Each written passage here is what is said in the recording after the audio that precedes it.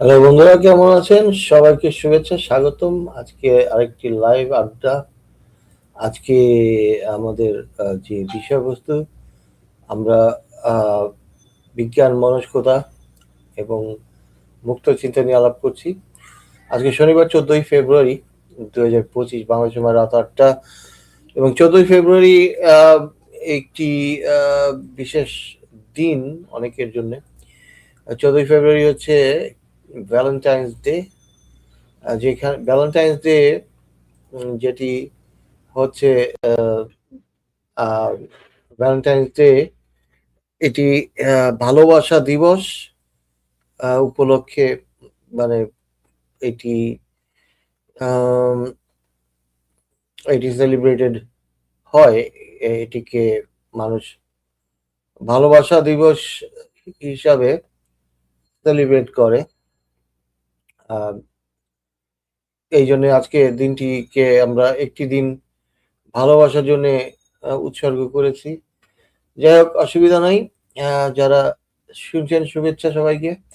তবে আমরা বিজ্ঞান নিয়ে আলাপ করব এবং মুক্ত চিন্তা নিয়ে আলাপ করব। এর মধ্যে মাল্টিভার্স এবং আমাদের ইউনিভার্স ছাড়াও যে অন্যান্য ইউনিভার্স থাকার সম্ভাবনা আছে, গাণিতিকভাবে, যৌক্তিকভাবে যে অন্যান্য ইউনিভার্স অস্তিত্ব আছে, সেটা আজকে আমি একটু দেখাবো।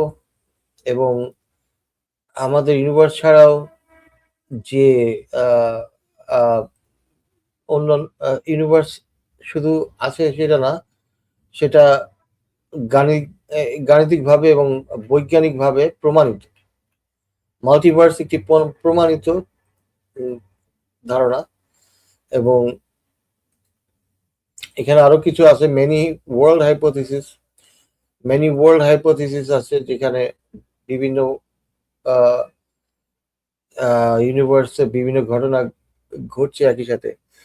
হ্যালো বলছেন একজন, হ্যালো বলছেন অর্গান ডোনার। হ্যালো আপনাকে। এবং হ্যালো ভাই বলেছেন এইচ এস HSDJH। আপনার পুরো নামটা পড়তে পারছি না, বাট আপনার, যাই হোক, আপনি হ্যালো জানিয়েছেন। সত্যের ভাই কেমন আছেন? হ্যাঁ, আমি ভালো আছি। আশা করছি আপনারা ভালো আছেন। তো আমরা বেশ কিছু জিনিস আলোচনা করব সেখানে। আহ, এই যে হাইপোথিসিস গুলির কথা আমি বললাম, মেনি ওয়ার্ল্ড হাইপোথিসিস, এবং আহ, যেখানে আমি বললাম মাল্টিভার্স, মাল্টিভার্স অর্থাৎ ইউনিভার্স একটি নয়, ইউনিভার্স অসংখ্য। এবং আমাদের বৈজ্ঞানিক তত্ত্ব এবং থিওরি, এবং সেই সাথে বিজ্ঞানের আহ, আহ, যে এখনকার সায়েন্টিফিক যে কমিউনিটি, তারা ওইদিকে যাচ্ছে যে ইউনিভার্স একটি নয়, ইউনিভার্স অসংখ্য। সুতরাং এই যে মুমিনদের যে কালাম cosmological argument, anything that begins to exist has a cause, universe began to exist, এই কথাটা সম্পূর্ণ ভুল। ইউনিভার্সের বিগিনিং বলতে কিছু নাই। এবং এটা সমস্ত বিজ্ঞানীর একমত। কারণ কোনো বিজ্ঞানী বলছে না যে ইউনিভার্সের কোনো বিগিনিং আছে। আহ, আচ্ছা, উনি বলছেন যে আপনার কল রেকর্ডিং দিয়েছে, একটু পরিষ্কার করবেন ব্যাপারটা। কোন কল রেকর্ডিং? আমি তো জানি না আপনার কল রেকর্ডিং দিয়েছে। আমার কোন কল রেকর্ডিং এর কথা বলছেন আমি জানি না। কোন কল রেকর্ডিং, কার সাথে কল রেকর্ডিং বলেন একটু যদি জানাতেন। আমার তো কারোর সাথে কোনো কল রেকর্ডিং আছে বলে মনে হচ্ছে না। হ্যাঁ, আমার সাথে কারো কারো কল রেকর্ডিং আছে এরকম আমার মনে হয় না। আপনি একটু যদি পরিষ্কার করে বলেন যে কোন কল রেকর্ডিংটার কথা বলছেন, কে দিয়েছে? হ্যাঁ, কে আমার কল রেকর্ডিং দিয়েছে, কে, কোথায় পেয়েছেন আপনি? কার্মা, আপনি একটু আমাকে জানান যে কে কোন, কোথায়, কোন কল রেকর্ডিং। আমার কোন কল রেকর্ডিং আছে বলে আমার মনে হয় না। তো যাই হোক, আমি যে কথা বলছি যে ইউনিভার্স, ইউনিভার্স হচ্ছে মাল্টিভার্স। ইউনিভার্স কোনো একটি ইউনিভার্স নয়, এবং ইউনিভার্সের কোনো শুরু নেই। ইউনিভার্সের যে শুরু আছে এটা কমপ্লিটলি মিস রিপ্রেজেন্টেশন। ভুলভাবে যারা ইউনিভার্স সম্পর্কে ধারণা নেই যারা জানে না, মহাবিশ্ব সম্পর্কে জানে না, তারাই বলে যে ইউনিভার্সের বিগিনিং আছে। অ্যাকচুয়ালি ইউনিভার্সের কোনো বিগিনিং আমরা জানি না। আমরা জানি না কোথাও বিগিনিং আছে কি নাই। তো আমি কয়েকটা ভিডিও দেখাবো এই বিষয়ে। আমি প্রথমে ব্রায়ান গ্রিনের ভিডিও দেখাচ্ছি।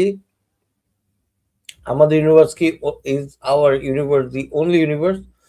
ব্রায়ান গ্রিনের ভিডিও এটা প্রথমে দেখাই। এবং ব্রায়ান গ্রিনকে অনেকেই চিনেন। উনি কোয়ান্টাম ফিজিক্স সহ উনি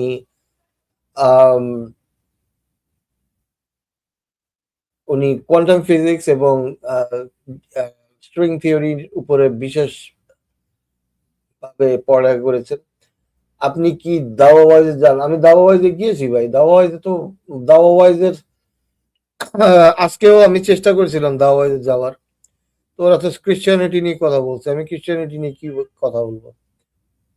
তো দাওয়া ওয়াইজ আমার মনে হয় না যে ওরা কোনো এক্সট্রা কোনো লজিক ওরা দিতে পারছে। সত্তর ভাই, হ্যাঁ বলেন। সত্তর ভাই কি বলবেন বলেন। তো আমি ব্রায়ান গ্রিনের ভিডিওটা আগে দেখাই আপনাদেরকে মাল্টিভার্স নিয়ে, এরপরে আমরা অন্য আলোচনায় যাব।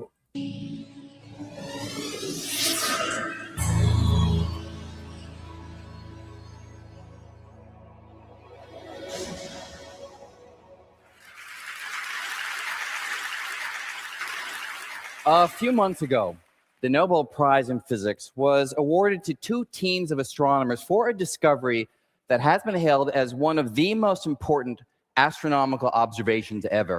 And today, after briefly describing what they found, I'm going to tell you about a highly controversial framework for explaining their discovery, namely the possibility that way beyond the Earth, the Milky Way, and other distant galaxies, we may find that our universe is not the only universe, but is instead part of a vast complex of universes that we call the multiverse.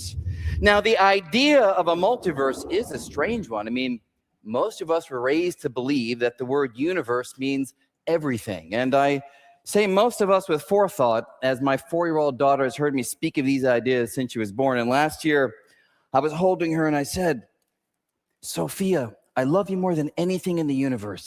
And she turned to me and said, "Daddy, universe or multiverse?" But barring such an anomalous upbringing, it is strange to imagine other realms separate from ours, most with fundamentally different features, that would rightly be called universes of their own. And yet, speculative though the idea surely is, I aim to convince you that there's reason for taking it seriously, as it just might be right. I'm going to tell the story of the multiverse in 3 parts. In part 1, I'm going to describe those Nobel Prize winning results and highlight a profound mystery which those results revealed. In part 2, I'll offer a solution to that mystery. It's based on an approach called string theory, and that's where the idea of the multiverse will come into the story. Finally, in part 3, I'm going to describe a cosmological theory called inflation, which will pull all the pieces of the story together. Okay, part 1 starts back in 1929 when the great astronomer Edwin Hubble realized that the distant galaxies were all rushing away from us, establishing that space itself is stretching, it's expanding. Now, this was revolutionary. The prevailing wisdom was that on the largest of scales, the universe was static. But even so, there was one thing that everyone was certain of. The expansion must be slowing down. That as much as the gravitational pull of the Earth slows. ওকে, এতক্ষণ পর্যন্ত উনি যা বলছেন আমি একটু ব্যাখ্যা করে দেই যে এডউইন হাবল টেলিস্কোপ দিয়ে যেটা দেখতে পেয়েছেন যে যত দূরের গ্যালাক্সি তত দ্রুত সরে যাচ্ছে আমাদের থেকে। আর যত মানে এডউইন হাবল উনি মনে করেছিলেন যে গ্র্যাভিটির কারণে আমাদের যে এক্সপ্যানশন এটা স্লো হয়ে যাবে, কিন্তু অ্যাকচুয়ালি স্পিড বেড়ে যাচ্ছে। আচ্ছা, আমি নাসিক বলেছেন যে কমেন্ট কমেন্ট দেখেন উপরে পোস্টে। ভাই আপনি ফালতু কমেন্ট করে এখানে সময় নষ্ট করবেন না দয়া করে। হ্যাঁ, আমরা একটা টপিক নিয়ে আলাপ করছি। আপনার যদি এই টপিকে কথা বলা থাকে তাহলে কমেন্ট করেন। ওই ফালতু রাজিবুর কি করছে না করছে এগুলি কেন ভাই নিয়ে আসেন? রাজিবুর একটা তো নিকৃষ্ট কিট। ওর গার্লফ্রেন্ডের নুড ভাইরাল করে দিছে। গার্লফ্রেন্ডের নুড ছাপাই পোস্ট করছে। এরকম লোককে আপনারা মনে করেন মুক্তমনা? এরকম একটা ফালতু লোককে আপনারা যদি করেন, আমার এইগুলি নিয়ে কোনো ইন্টারেস্ট নাই। হ্যাঁ, একটা ফালতু একটা রাজিবুর কি করছে আমারে নাকি নিয়ে কল আলাপ করছে। ভাই এইসব ফালতু লোকের ছাড়েন। হ্যাঁ, আপনারা এইসব ফালতু লোকের লেজুর হয়েন না। না এসব কেন ছাড়বে, অনেকের ইয়েতে ইন্টারেস্ট আছে ভাই। ওই মেয়েদের ন্যাংটা ছবি দেখলে অনেকের একটু মানে ভালো লাগে, আমারও ভালো লাগে, এটা খারাপ না। তো এই রাজীবুর ওই কাজটা করছে, মেয়েদের ন্যাংটা ছবি অনলাইনে ভাইরাল করে দিয়েছে, সেই জন্য অনেকের প্রিয় ব্যক্তি হইতে পারে না রাজীবুর। আপনার হ্যাঁ, সমস্যা কি? হ্যাঁ, আপনার প্রিয় ব্যক্তি রাজিবুর, আমার কোনো রাজিবুরের উপরে ইন্টারেস্ট নেই। ওই ছাগল পাগল ওরে কেউ পোষেও না। হ্যাঁ, ওই ছাগলামি করে এবং ওরে মানে কোনো আহ, আহ, আমাদের নামে কি ভাই, ভাই অনেক মানুষ অনেকের নামে কিছু বলতে পারে, আমার নামে বলতে পারে, অনেক মানুষ বলতে পারে, তাই বলে লাফাইতে হবে না। কুকুর যদি রাস্তায় ঘেউ ঘেউ করে, আমার কি কুকুরের পিছে লাফাইতে হবে নাকি? এরকম বহুত লোক তো থাকতে পারে। হ্যাঁ, ফারাজও অনেকদিন ঘেউ ঘেউ করছে, ফারাজ করছে না? ভাই ফারাজের মতো একটা কুকুর আমার পিছনে ঘেউ ঘেউ করছে অনেক দিন, আমরা ইগনোর করি। এখন আবার সে হয়ে গেছে অনেকটা, মানে চেঁচা খাইয়ে অনেকটা সাইজ হয়ে হ্যাঁ, গেছে, এখন আর আসে আমাদের লাইভে কমেন্ট করে না। হ্যাঁ, হ্যাঁ, যে লুঙ্গি কুলান্ন, মরিচ ঢুকানো লাইভ, আগে কি সুন্দর কমেন্ট করতো, এমন আইসাল কুত্তা দোষণ দেয়া হয়েছে, এমন কুত্তা দোষণ দেয়া হয়েছে, এখন আর সে কিন্তু ওই কমেন্ট করে না, নাউজুবিল্লাহ। ফারাজের মতো একটা কুকুর আইসা বলে যে নুনু নুনু দেখানো লাইভ নাকি আমাদেরটা। হ্যাঁ, তো আপনার ভাই খারাপ লাগলে কিছু করার নাই, খারাপ লাগছে আমার তো কিছু, আমি ওই একটা কুকুর ঘেউ ঘেউ করলে রাস্তায় আমি দৌড়াই না কুকুরের পিছনে, আমি আমার কাজ করি এবং আমার কাজ হচ্ছে সত্য তুলে ধরা, বিজ্ঞান ভিত্তিক আলোচনা আমি করি এবং আমি বিজ্ঞানকে তুলে ধরি, সেটাই আমার কাজ। কোন কুকুর কোথায় ঘেউ ঘেউ করলো সেটা নিয়ে আমি লাভালাভি করি না, ঠিক আছে? আর আপনারও উচিত না, আপনি যদি মুক্ত মনা হয়ে থাকেন আপনারও উচিত না যে কোন রাজিবুর কোন ফারাজ কোথায় ঘেউ ঘেউ করতেছে এটা নিয়ে লাভালাভি করা, ঠিক আছে? যাই হোক, আমি কন্টিনিউ করি। এতক্ষণ উনি যা বলছেন যে এই ব্রায়ান গ্রিন যেটা বলছে যে ইউনিভার্সকে স্লো হওয়ার কথা, কিন্তু ইউনিভার্সের স্পিড বেড়ে যাচ্ছে এবং কেন বেড়ে যাচ্ছে সেটা এখনো কেউ জানে না, যেটাকে আমরা বলি ডার্ক এনার্জি। হ্যাঁ, আমরা আরো দেখতে থাকি। Follows the ascent of an apple tossed upward, the gravitational pull of each galaxy on every other must be slowing the expansion of space. Now let's fast forward to the 1990s, when those two teams of astronomers I mentioned at the outset were inspired by this reasoning to measure the rate at which the expansion has been slowing.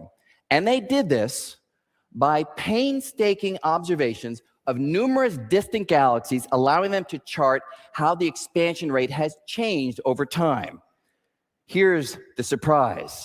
They found that the expansion is not slowing down. Instead, okay, so যখন বিজ্ঞানীরা দেখতে গেছে যে expansion কতটুকু slow হচ্ছে, তারা অবাক হয়েছে, সারপ্রাইজ হয়েছে যে অ্যাকচুয়ালি এক্সপ্যানশন স্লো হয়নি, উল্টা এক্সপ্যানশন বেড়ে গেছে, স্পিড রেট অফ এক্সপ্যানশন বেড়ে গেছে। এটা হচ্ছে তারা আবিষ্কার করছে।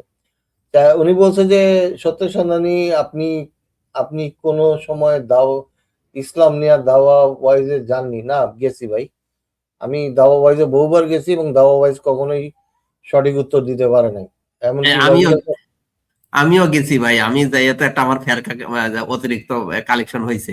হ্যাঁ, তো আমার একটা ফের দাওয়া ওয়াইজ কেন ছাড়া কিছু পারে না।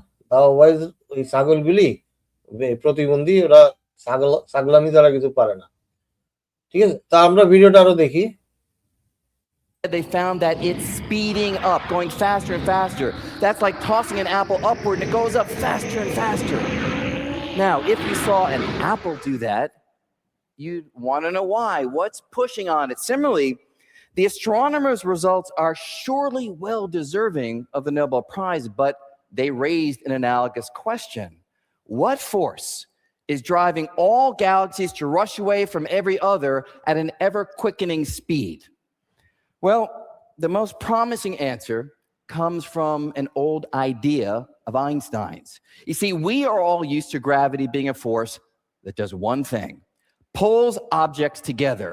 But in Einstein's theory of gravity, his general theory of relativity, gravity can also push things apart. How? Okay, so যখন এই ফিনোমেনন তারা অবজার্ভ করলো যে সমস্ত মহাবিশ্বের গ্যালাক্সিগুলি দূরে সরে যাচ্ছে, কেন সরে যাচ্ছে, তখন এই আইনস্টাইনের যে থিওরি অফ গ্র্যাভিটি, আইনস্টাইন দুইটাই বলছিল যে গ্র্যাভিটি যেমন সবকিছুকে টেনে আনে, সেরকম গ্র্যাভিটি সবকিছুকে দূরে ঠেলে দেয়। দুটাই গ্র্যাভিটির কাজ, ঠিক আছে? সেটাই উনি বলছেন। Well, according to Einstein's math, if space is uniformly filled with an invisible energy, sort of like a uniform invisible mist, then the gravity generated by that mist would be repulsive. Repulsive gravity, which is just what we need to explain the observations, because the repulsive gravity of an invisible energy in space, we now call it dark energy, but I've made it smoky white here so you can see it. Its repulsive gravity would cause each galaxy to push against every other, driving the expansion to speed up, not slow down. And this explanation represents great progress. But I promise you a mystery here in part one. Here it is. When the astronomers worked out how much of this dark energy must be infusing space to account for the cosmic speed up, look at what they found.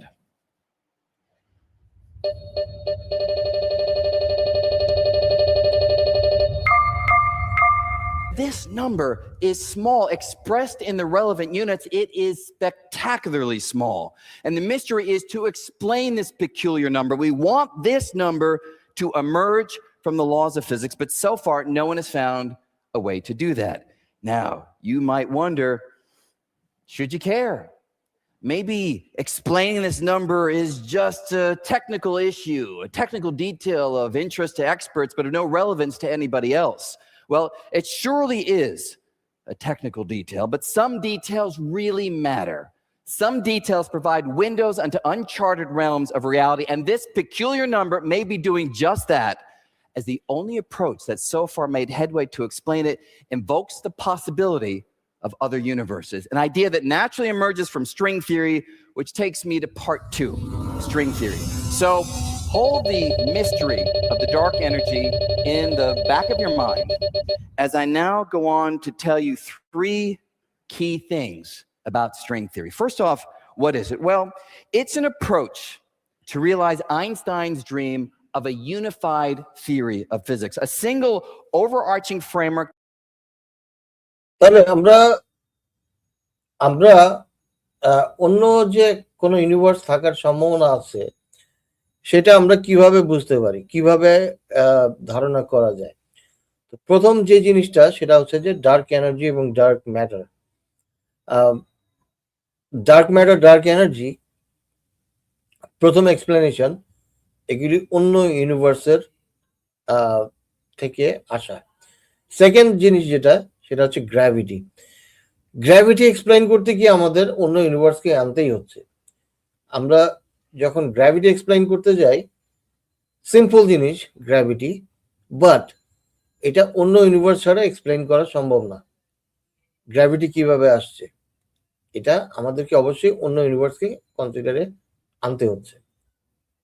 That would be able to describe all the forces at work in the universe. And the central idea of string theory is quite straightforward. It says that if you examine any piece of matter ever more finely, at first you'll find molecules, and then you'll find atoms and subatomic particles.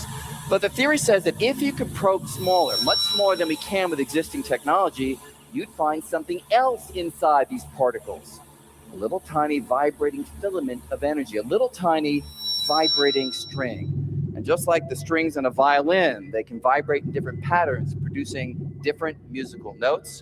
These little fundamental strings, when they vibrate in different patterns, they produce different kinds of particles. So electrons, quarks, neutrinos, photons, all other particles would be united into a single framework as they would all arise from vibrating strings. It's a compelling picture. এবার উনি string theory কিছুটা explain করছেন। উনি বলছেন যে আমরা যখন কোনো পার্টিকল কোন একটি বস্তুর ভিতরে যাই তখন যত ছোট পার্টিকলে যাই, যেমন আমরা অ্যাটম, ইলেকট্রন, প্রোটন, নিউট্রন, এরপরে কোয়ার্কস, কোয়ার্কসের থেকে আরো ছোট যখন যাই তখন আমরা স্ট্রিং ধারণাতে চলে যাই, যেগুলি এই কোয়ার্কস সবচেয়ে যে ছোট পার্টিকেল কোয়ার্কস, এই কোয়ার্কসগুলি অ্যাকচুয়ালি এই স্ট্রিং এর ভাইব্রেশনের কারণে, বিভিন্ন স্ট্রিং এর ভাইব্রেশনের কারণে এই কোয়ার্কসগুলির উৎপত্তি। তো সেটা স্ট্রিং থিওরি বলে। Kind of cosmic symphony where all the richness that we see in the world around us emerges from the music that these little tiny strings can play. But there's a cost to this elegant unification, because years of research have shown that the math of string theory doesn't quite work. It has internal inconsistencies unless we allow for something wholly unfamiliar: extra dimensions of space. That is, we all know about the usual 3 dimensions of space. যখনই string theory explain করতে যায়, এটা করতে গেলে আমাদের space এবং টাইমের বাইরে এক্সট্রা ডিমেনশন চলে আসে। তার মানে তাদের ইকুয়েশন যখন তারা স্ট্রিং থিওরিকে এক্সপ্লেন করতে গেছে তখন দেখছে যে তাহলে আমাদেরকে এক্সট্রা ডাইমেনশন আনতে হচ্ছে, যেটা আমাদের যে আমরা কয়টা ডাইমেনশন জানি। আমরা জানি যে একটা বস্তু থেকে আরেকটা বস্তুর ডিস্টেন্স কি কি হতে পারে, লেন্থ হতে পারে। লেন্থ মানে হচ্ছে যে আপনি এক জায়গা থেকে এক জায়গায় যাবেন, এটা কত মিটার দূরে, এটা হচ্ছে লেন্থ। আর উইথ আরেকটা ডাইমেনশন, যেমন আপনার কাছে কোনো বস্তু এটা কতটুকু ওয়াইড। আপনার কাছে একটা ক্রিকেট ব্যাট আছে, ব্যাটটা 3 ইঞ্চি চওড়া, তাহলে 3 ইঞ্চি চওড়া আর হচ্ছে যে আপনার 3 ইঞ্চি বা 4 ইঞ্চি চওড়া, আপনার 2 ফুট লম্বা, তাহলে লেন্থ আর উইথ আপনি পেয়েছেন। লেন্থ, উইথ, হাইট, এরকম 3টা ডাইমেনশন পাচ্ছেন। এটা হলো 3টা ডাইমেনশন। আরেকটা ডাইমেনশন হচ্ছে টাইম। টাইমটা কেন একটা ডাইমেনশন? মনে করেন আপনি একজনকে কথা দিয়েছেন, আপনি হচ্ছেন 2টা রাস্তার মাথায় তার সাথে দেখা করবেন। 2টা রাস্তা হচ্ছে, মনে করেন 1 নম্বর আর 2 নম্বর রাস্তার মাথায় আপনি দেখা করবেন, কিন্তু যদি টাইম না বলেন তাহলে কিন্তু আপনি দেখা করতে পারবেন না। আপনাকে বলতে হবে যে আমি 1 নম্বর আর 2 নম্বর রাস্তার ইন্টারসেকশনে দেখা করব ঠিক দুপুর 2টায়। তাহলে আপনাকে কি কি বলতে হচ্ছে? লেন্থ, উইথ, হাইট এবং টাইম। তাহলে ডাইমেনশন হয়ে গেল 4টা। এবার স্ট্রিং থিওরিতে গেলে ডাইমেনশন আরো বেড়ে যাচ্ছে, এটা উনি বলছেন। Space, and you can think about those as height, width, and depth. But string theory says that on fantastically small scales, there are additional dimensions crumpled to a tiny size, so small that we have not detected them. But even though the dimensions are hidden, they would have an impact on things that we can observe, because the shape of the extra dimensions constrains how the strings can vibrate. And in string theory, vibration determines everything. So particle masses, the strengths of forces, and most importantly, the amount of dark energy would be determined by the shape of the extra dimensions. So if we knew the shape of the extra dimensions, we should be able to calculate these features, calculate the amount of dark energy. The challenge is we don't know the shape of the extra dimensions. তাহলে আমরা যদি এই extra ডিমেনশনগুলির শেপগুলি জানতে পারি তাহলে আমরা সবকিছু জানতে পারবো, কিন্তু আমরা জানি না। আচ্ছা, একজন ফারজানা আপু জিজ্ঞেস করছেন যে ডাইমেনশন মোট কয়টা? আমাদের ফিজিক্যাল ওয়ার্ল্ডে ডাইমেনশন হচ্ছে লেন্থ, উইথ, হাইট এবং টাইম, 4টা। আমরা 4টা ডাইমেনশন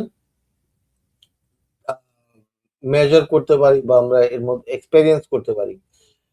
স্ট্রিং থিওরিতে গেলে আমরা তখন আরো বেশি ডাইমেনশন এক্সপেরিয়েন্স করি। স্ট্রিং থিওরি যখন আপনি যখন ওই লেভেলে আপনি মাইক্রোস্কোপিক লেভেলে যাবেন, ডাইমেনশন তখন বেড়ে যাবে।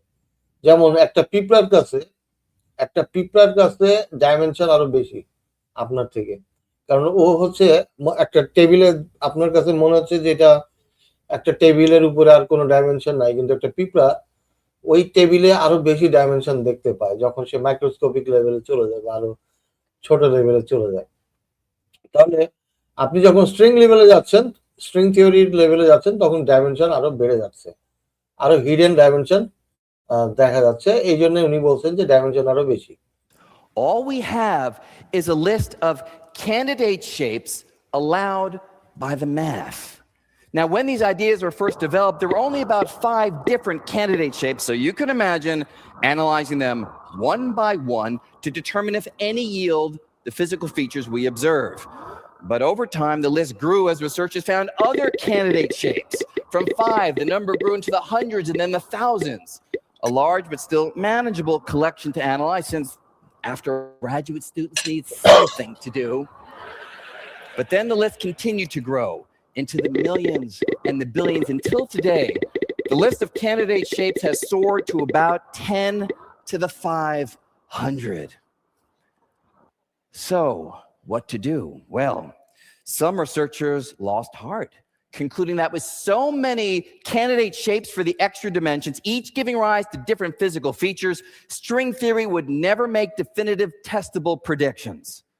But others turn this issue on its head, taking us to the possibility of a multiverse. Here's the idea. Maybe each of these shapes is on an equal footing with every other. Each is as real as every other in the sense that there are many universes, each with a different shape for the যখন অনেক অনেক shape আবিষ্কার হচ্ছিল, আমরা dimension গুলিকে define করছিলাম shape দিয়ে, এবং বিভিন্ন শেপ মানে ডিফারেন্ট শেপ মানে ডিফারেন্ট ডাইমেনশন, এভাবে ডিফাইন করছিলাম। কিন্তু যখন থাউজেন্ডস এন্ড থাউজেন্ডস শেপ আবিষ্কার হচ্ছিল একটার পর একটা, তখন সায়েন্টিস্টরা বলা শুরু করছিল যে এগুলি ডিফারেন্ট ইউনিভার্সেস। এক একটা শেপ এক এক ইউনিভার্সের জন্য প্রযোজ্য। এভাবে মাল্টিভার্সের ধারণাটা আসে। মানে আমাদের ইউনিভার্স যে একমাত্র ইউনিভার্স না, এইটা আমরা বিভিন্নভাবে ধারণা করতে পারি। সিম্পল ধারণা হচ্ছে যে স্ট্রিং থিওরি, এরপরে গ্র্যাভিটি, এরপর কজালিটি, এরকম বিভিন্ন রকম ম্যাথামেটিক্যাল প্রপোজিশনে আমরা দেখতে পাই যে এটার অ্যান্সার হচ্ছে মাল্টিভার্স, অর্থাৎ আমাদের ইউনিভার্স ছাড়াও আরো ইউনিভার্স আছে। extra dimensions. And this radical proposal has a profound impact on this mystery, the amount of dark energy revealed by the Nobel Prize winning results. Because you see, if there are other universes, and if those universes each have, say, a different shape for the extra dimensions, then the physical features of each universe will be different, and in particular, the amount of dark energy in each universe will be different, which means that the mystery of explaining the amount of dark energy we've now measured would take on a wholly different character.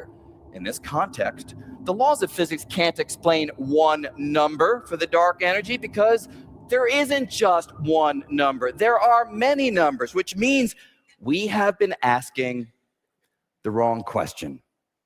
Instead, the right question to ask is, why do we humans find ourselves in a universe with the particular amount of dark energy we've measured instead of any of the other possibilities that are out there? And that's a question on which we can make headway, because those universes that have much more dark energy than ours, whenever matter tries to clump into galaxies, the repulsive push of the dark energy is so strong that it blows the clump apart and galaxies don't form. And in those universes that have much less dark... okay, so একটা explanation যে আমাদের মহাবিশ্ব কেন সৃষ্টি হয়েছে সেটার explanation হচ্ছে multiverse. কারণ যখন অনেক অনেক ইউনিভার্স তৈরি হয় তার মধ্যে একটা ইউনিভার্স এমন থাকে যেটা আমাদের মতো, এটা একটা এক্সপ্লেনেশন। যেমন আমাদের ইউনিভার্সের যে লস গুলি আছে, ফিজিক্যাল লস, যেমন আলোর গতি কেন এতটুকু, এবং dark energy, dark matter, gravity, এগুলি ব্যালেন্স কেন আছে, মানে একদম এমন ব্যালেন্স আছে যে যেখানে জীবন তৈরি হতে পারে। এটার এক্সপ্লেনেশন হচ্ছে কোটি কোটি ইউনিভার্সের মধ্যে এমন একটি ইউনিভার্স পাওয়া যাবে যেখানে এই সবগুলো স্যাটিসফাই হয়ে যায়। যেমন যে প্রশ্নটা মুমিনরা করে, পৃথিবীতেই কেন এরকম সূর্য থেকে দূরত্ব এতটুকু, পানির তাপমাত্রা এতটুকু, সবকিছু কেন মিলে গেছে? কারণ কোটি কোটি গ্রহের মধ্যে একটা গ্রহতে আপনি এই সবগুলি স্যাটিসফাই করতে পারবেন। একইভাবে কোটি কোটি ইউনিভার্সের মধ্যে একটা ইউনিভার্সে আপনি সবকিছু স্যাটিসফাই করতে পারবেন।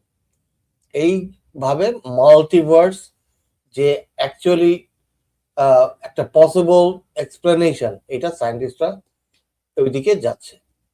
Energy, well, they collapse back on themselves so quickly that again, galaxies don't form.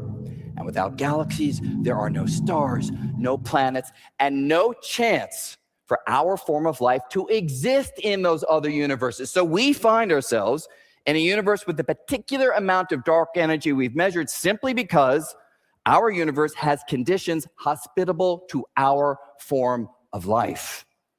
And that would be that. Mystery solved, multiverse found. Now, some find this explanation unsatisfying. We're used to physics giving us definitive explanations for the features we observe. But the point is, if the feature you're observing can and does take on a wide variety of different values across the wider landscape of reality, then syncing one explanation for a particular value is simply misguided. An early example comes from the great astronomer Johannes Kepler, who was obsessed with understanding a different number, why the sun is 93 million miles away from the Earth. And he worked for decades trying to explain this number, but he never succeeded, and we know why. Kepler was asking the wrong question.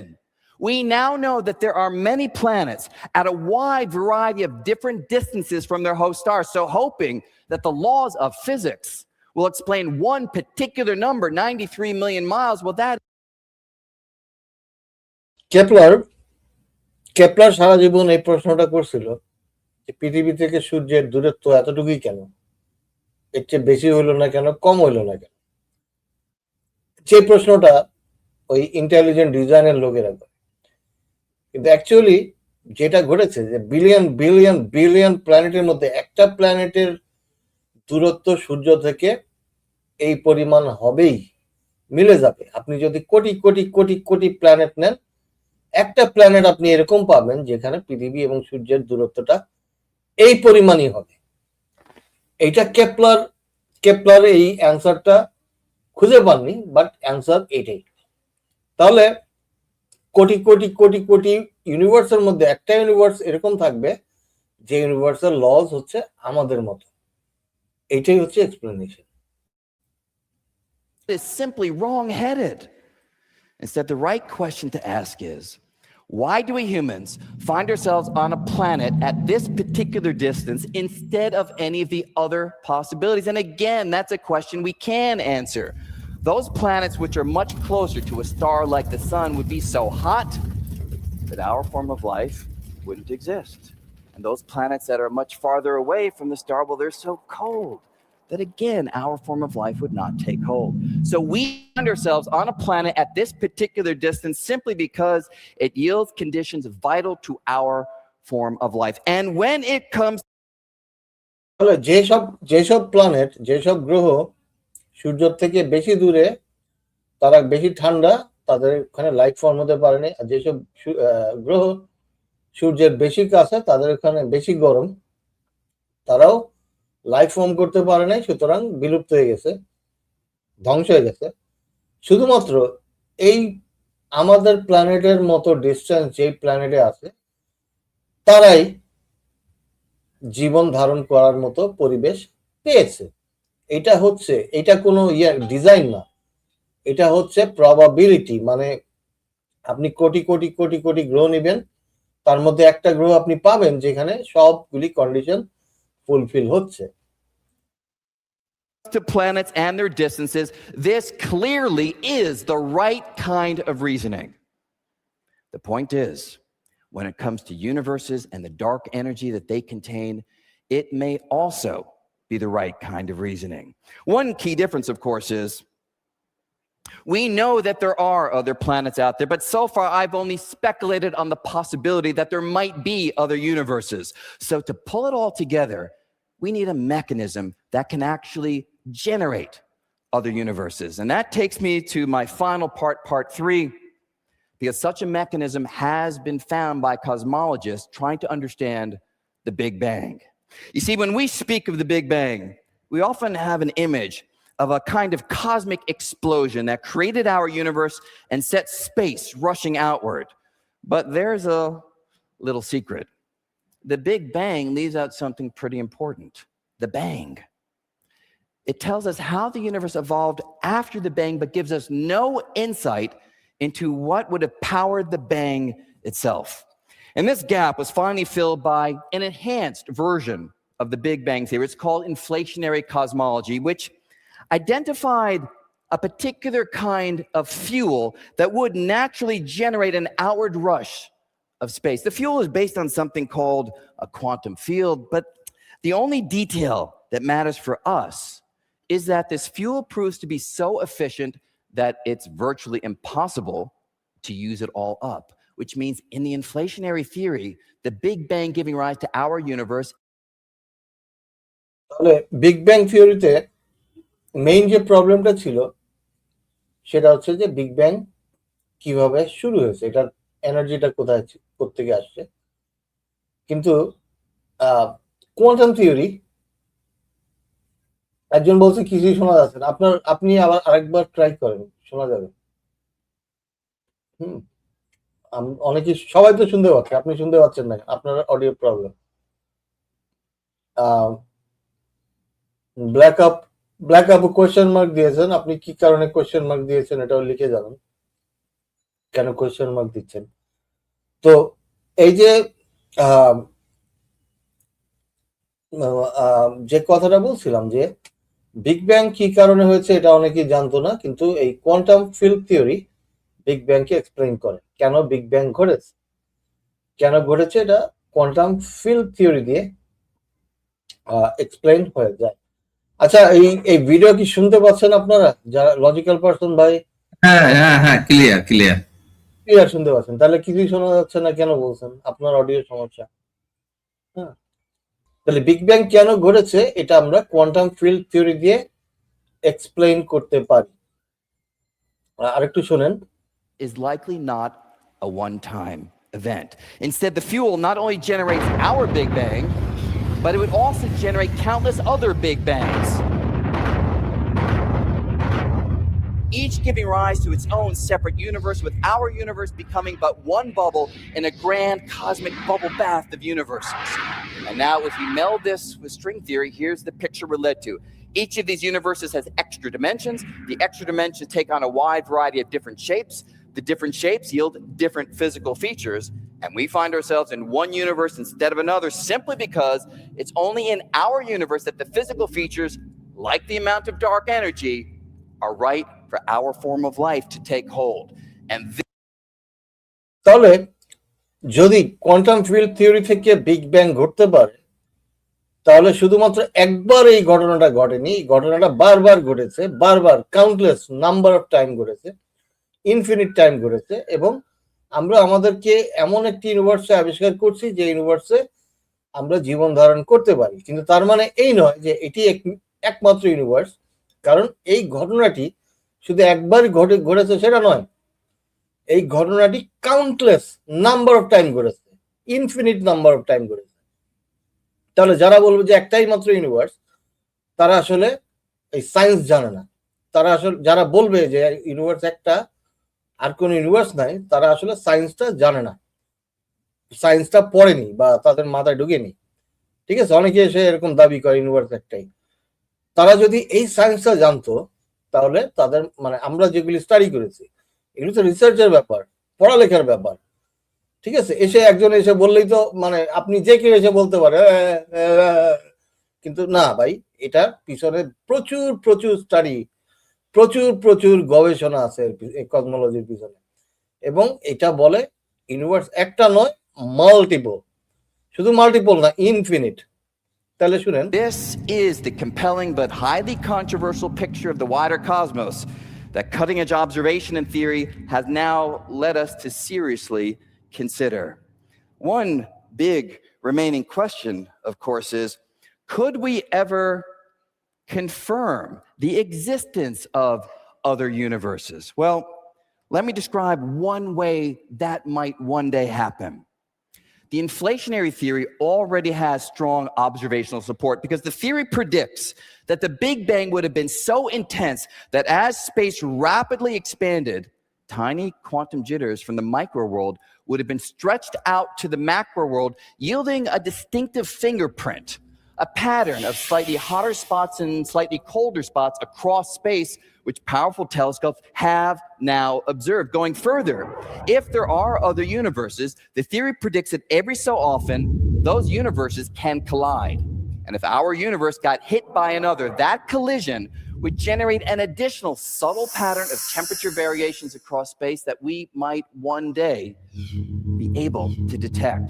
And so exotic as this picture is, it may one day be grounded in observations establishing the existence of other universes.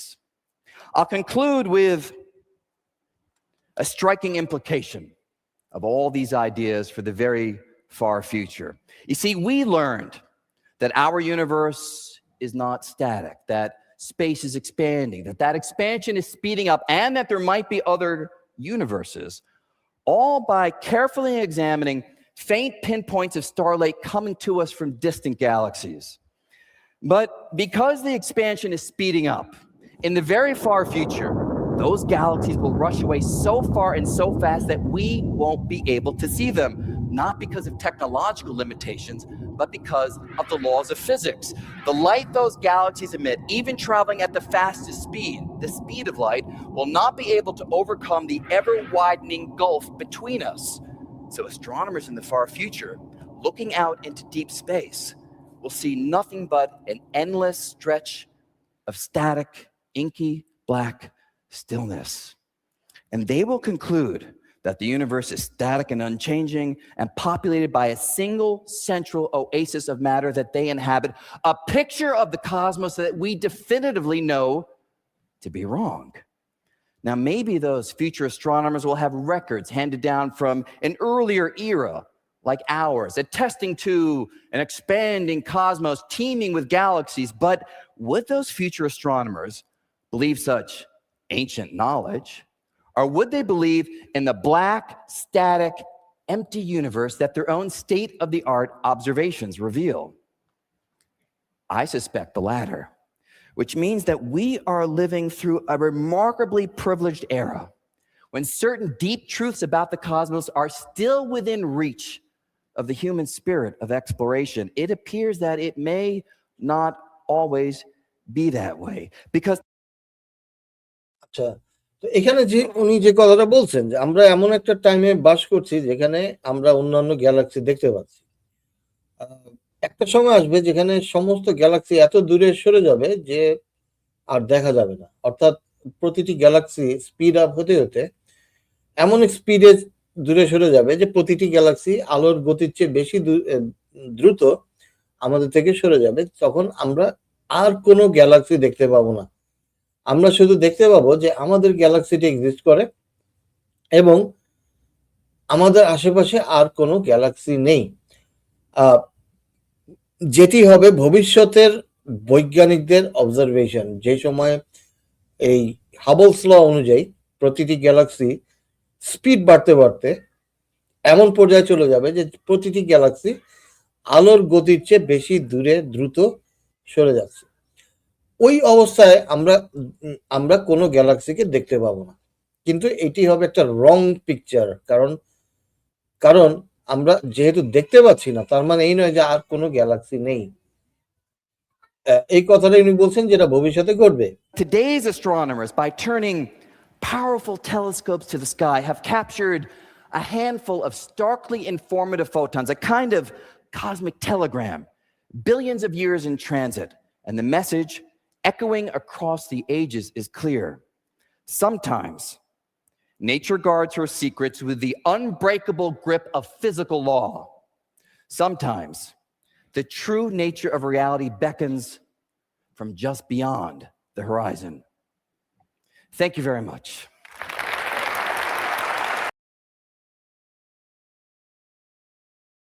এটি একটি video দেখালাম মাল্টিভার্সের পক্ষে। আরো অনেক হাজার হাজার video আমার কাছে আছে মাল্টিভার্সের প্রমাণ, মাল্টিভার্স কেন মাল্টিভার্স বিজ্ঞানীরা সাপোর্ট করছে, এই থিওরিগুলি কেন, কারণ আমাদের ইউনিভার্স, আমি কেন বারবার বলি যে এটা হলো লোকাল ইউনিভার্স। অনেকেই জিনিসটা বুঝতে পারেন না, যাদের বিজ্ঞান মানে এই বিষয়ে পড়ালেখা নেই বা রিসার্চ সম্পর্কে ধারণা নেই, তারা এসে বলবে যে না এটাই তো ইউনিভার্স, একটাই তো ইউনিভার্স। না ভাই, একটা ইউনিভার্স নয়। এবং মাল্টিভার্সের পক্ষে বিজ্ঞানীদের যথেষ্ট প্রমাণ রয়েছে, এভিডেন্স, ঠিক আছে।